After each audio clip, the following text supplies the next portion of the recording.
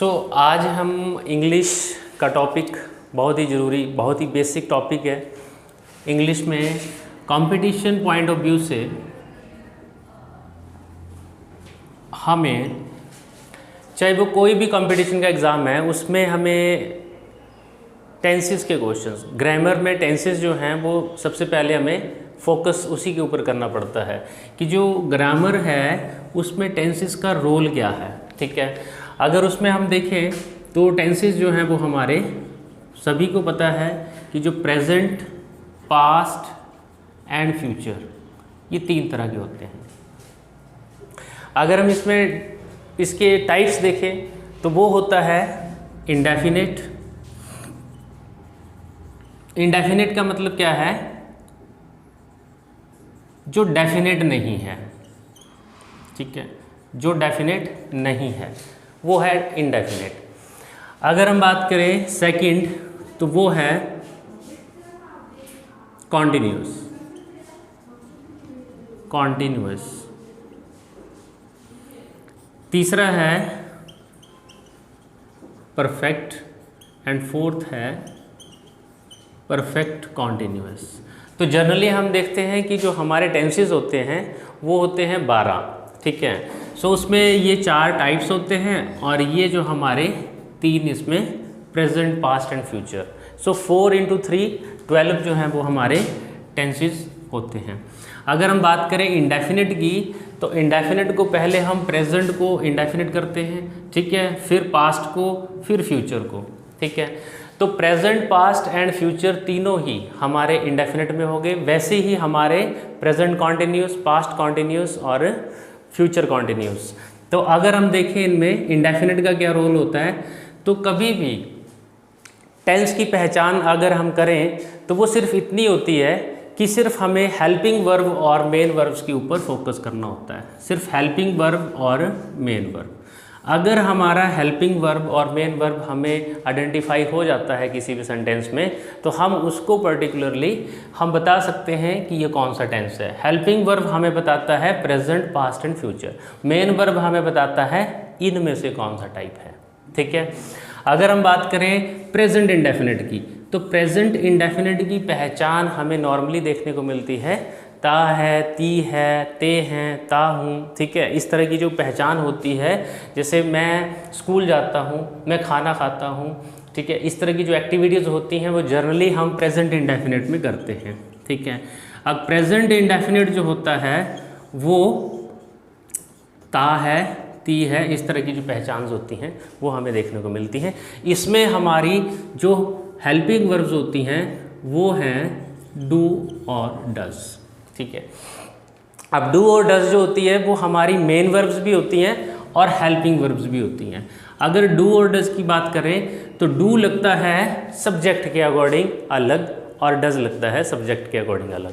अगर हम डू की बात करें तो ये लगता है आई, वी, यू, दे।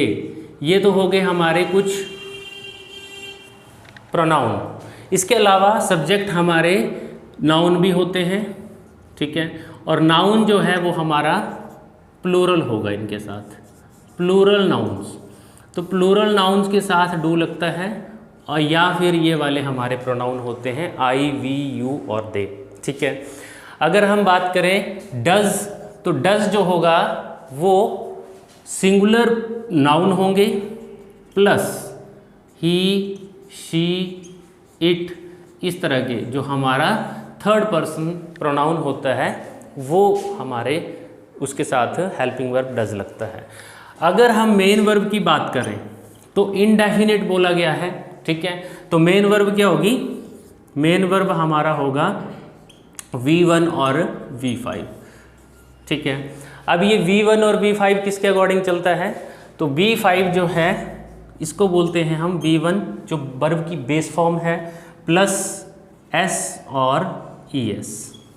ठीक है, इसको हम बोल देते हैं B5। और ये जो B1 है इसको बोलते हैं हम बेस फॉर्म। वो कोई भी है, जैसे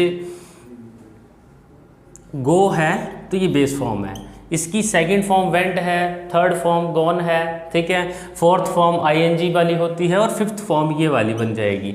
अब प्रेजेंट इंडेफिनिट में हम एस और ई एस लगाते हैं, जनरली तब लगाते हैं जब हमारा सब्जेक्ट जो है वो सिंगुलर होता है, ठीक है। मतलब जहाँ पे हम हेल्पिंग वर्ब डज लगाते हैं वहाँ पे हम एस और ई एस लगाते हैं।